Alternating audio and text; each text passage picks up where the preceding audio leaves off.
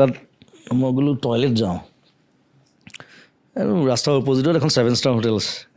আৰু আমাৰতো আৰু আমি দুইটা আদিবাসী মানে বাগানৰ পৰা অহা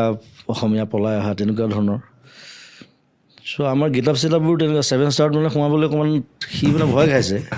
সি কৈছে দাদা গাড়ী পৰা উলিয়াই দিব নেকি মই বোলো এই ব'ল না মই কথা পাতিম খালি তই একো ক'ব নালাগে তই ইয়া কৈ যাবি খালি গৈ 7 ষ্টাৰত দিলোঁ সোমাই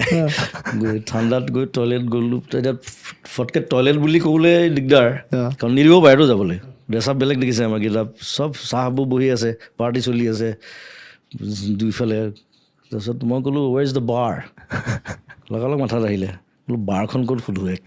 কাৰণ বাৰ টয়লেট থাকেই where is the bar smart move okay yes sir you can go up stairs finish the 4th floor গ'লে পূৰা ব্ৰিটিছ ইংলিছ দিছোঁ সি ভাবিছে এইটো কোনোবা আহিলে